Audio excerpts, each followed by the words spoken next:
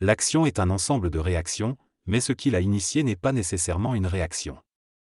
La réaction est toujours spatio-temporelle et l'action est instantanée, il n'existe pas de réactions intemporelles. La réaction peut être à la fois une rétroaction et une proaction.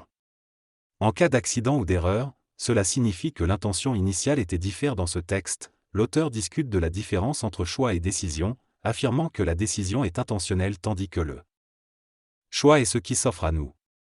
Il aborde également le sujet de la manipulation, expliquant que l'humain peut influencer le cours des événements mais uniquement du point de vue de l'intelligence, pas de l'ego.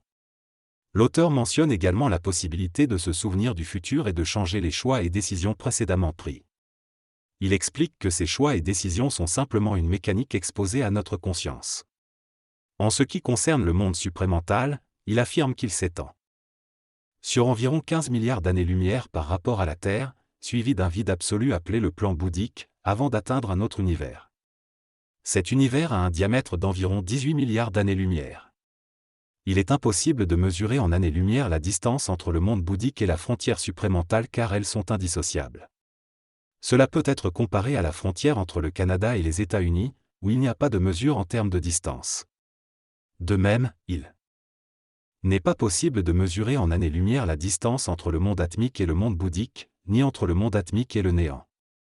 L'utilisation de l'année-lumière pour mesurer les distances entre les univers dans le plan bouddhique est inappropriée car cela ne correspond pas à la réalité. L'espace est relatif à la vitesse de déplacement, mais il est difficile de donner un chiffre précis pour la vitesse de déplacement terrienne.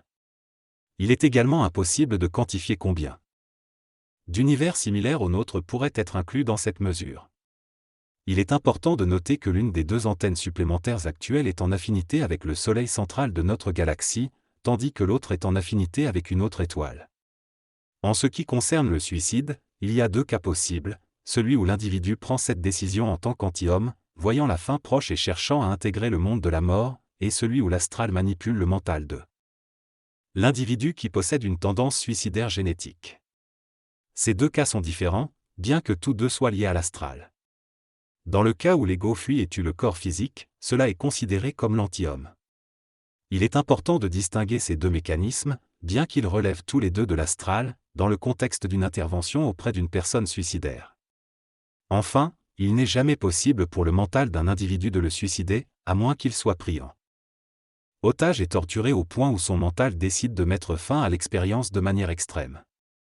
Dans certains cas extrêmes, tels que des maladies avancées, il peut y avoir une cessation de vie lorsque le mental ne voit plus de raison de maintenir le corps en vie. Cependant, du point de vue évolutif, le mental ne tuera jamais le corps physique. L'ego peut pousser à l'évolution, notamment lorsque l'individu est esséuré de sa situation actuelle. Parfois, le mental peut pousser l'ego à un suicide énergétique, mais le corps physique reste en vie. Toutefois, il n'y a aucun être humain suffisamment intelligent pour se suicider. Si l'ego réalise le piège et veut arrêter le processus, l'esprit ne lui donne pas le choix. L'individu peut avoir une certaine conscience du fait qu'il est en train d'être influencé. Se faire bouffer par un autre individu peut être perceptible si cela provoque de la peur et du malheur, mais il s'agit d'une illusion astrale. L'aide d'une autre personne pour former le double éthérique n'est pas une question de puissance, mais plutôt de diplomatie et d'ajustement. La fusion entre les humains est un processus en cours et n'est pas encore achevé. On ne peut pas dire que l'on est fusionné, mais plutôt que l'on est en cours de fusion. Certaines personnes atteindront l'immortalité dans les prochaines années, mais cela ne concerne qu'une petite minorité. Dans les prochaines centaines d'années, la majorité des Québécois atteindront un niveau de conscience supérieur. Nécessairement, avec le temps, il y aura de moins en moins d'humains sur Terre car ils seront absorbés et digérés dans le processus de fusion. Certains humains accéderont à l'immortalité, mais cela ne s'applique pas à tous. Les anciens se réincarnent à travers les nouveaux et ont aussi l'opportunité de devenir immortels. La fusion ne se fait pas de manière instantanée, cela prend du temps. Il y aura un total de 144 000 corps physiques disponibles dans le futur pour accueillir les êtres en fusion. Tout le monde ne contribue pas à la création du double éthérique du locuteur, mais il est intéressant de voir que certaines personnes fabriquent leurs propres doubles éthériques. Dans le futur, les doubles éthériques pourraient être utilisés pour se réincarner et se fusionner avec d'autres faisceaux de conscience. Si la fusion se fait trop rapidement, cela peut avoir des connotations lucifériennes. Les propos mentionnent des fusions entre l'ego et le mental, ainsi que des fusions entre le mental et le plan supramental. Il est suggéré que ces fusions ont eu lieu à une époque où la Terre était moins densifiée. L'être ou l'entité dont il est question aurait pour but de résorber l'univers. Cependant, il est souligné que les mots humains sont limités pour expliquer des concepts qui ne relèvent pas du monde humain. La différence entre cérébral et intellectuel est également abordée, avec l'idée que le cérébral fonctionne sans l'influence de l'ego, tandis que l'intellectuel est motivé par des considérations égoïques. Quant aux infraterrestres, ils ont été créés par des forces extérieures et leur digestion par l'humain sera rapide. Cependant, l'homme ne sera pas directement affecté car ce sont les extraterrestres et les infraterrestres qui seront en difficulté. La quantité d'êtres humains manipulés par ces forces limitera leur puissance. Selon cette explication, l'évolution de la Terre s'est faite à travers un processus de densification et de création du plan planétaire dans la matière. Au fil du temps, des phénomènes astraux sont apparus, créant des mémoires à la surface, à l'intérieur et au centre de la Terre. Ces mémoires, liées à cette densification, constituent les mémoires infernales de la planète. Les intraterrestres sont des entités qui n'ont pas de corps physique comme les humains et vivent dans ces mémoires infernales.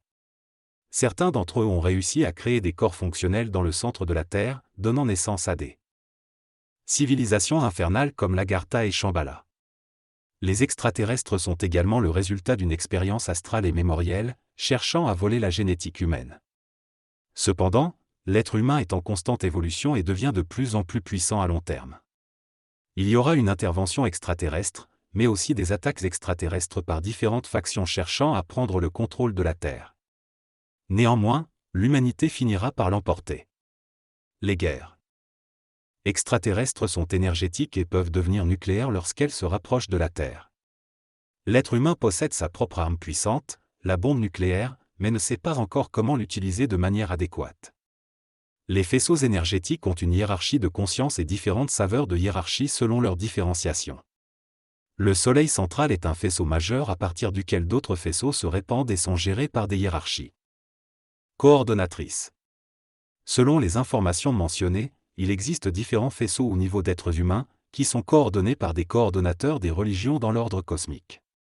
Il est possible qu'un jour, une civilisation humaine hypermentale ou supramentale se développe et colonise une partie de la galaxie.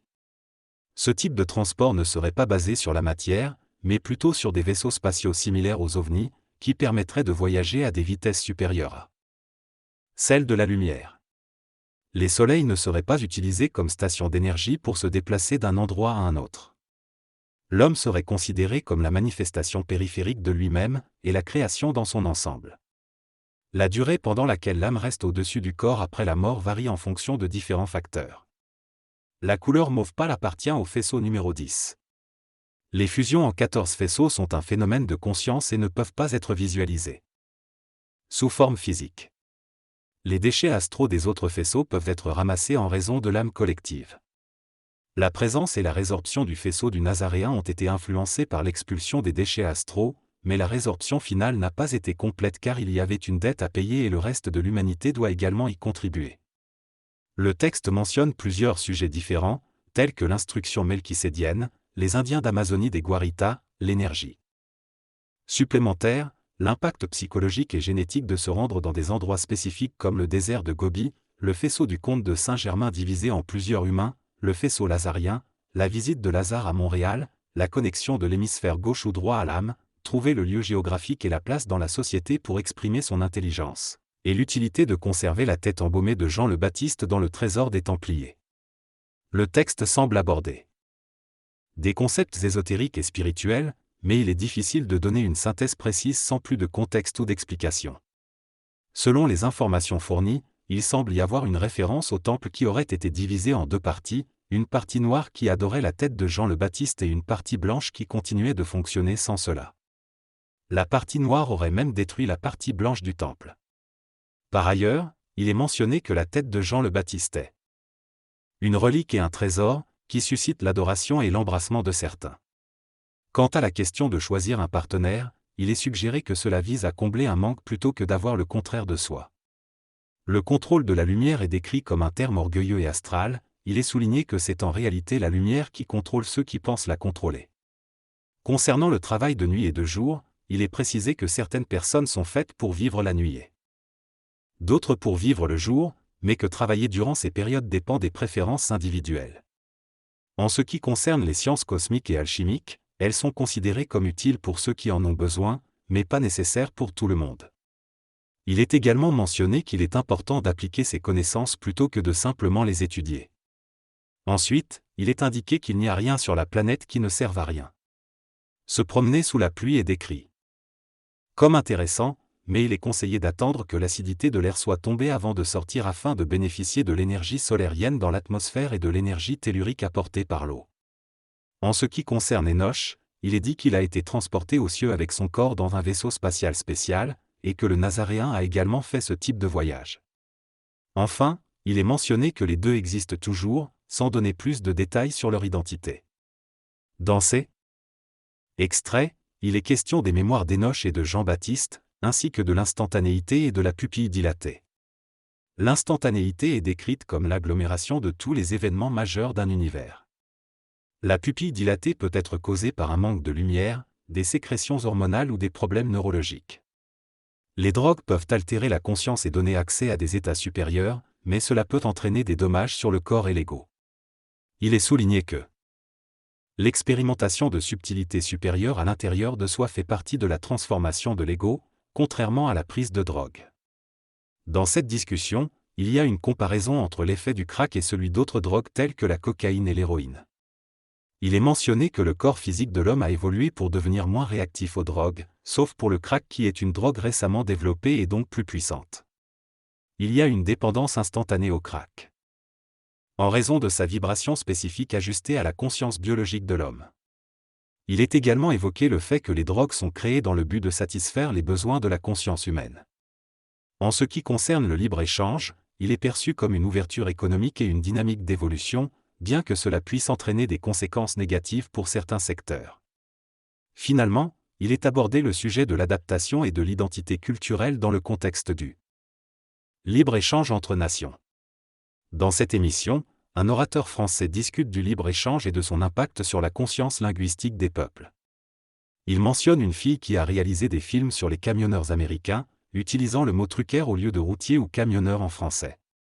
Ce choix linguistique est critiqué par un juge qui estime que l'utilisation de mots anglais est néfaste pour la langue et la culture d'un peuple. L'orateur affirme que si le peuple est suffisamment ignorant, le libre-échange ne protégera pas l'identité linguistique. Il ajoute que le libre-échange pourrait conduire à une baisse des consciences linguistiques. Cependant, il reconnaît que cela pourrait aussi permettre au Québec de partager sa culture et sa conscience avec les États-Unis. Il conclut en disant que le libre-échange pourrait conduire à une séparation du Québec du Canada, ce qui ne serait pas nécessairement une mauvaise chose. La décision de participer au libre-échange devient ainsi une décision humanitaire et planétaire.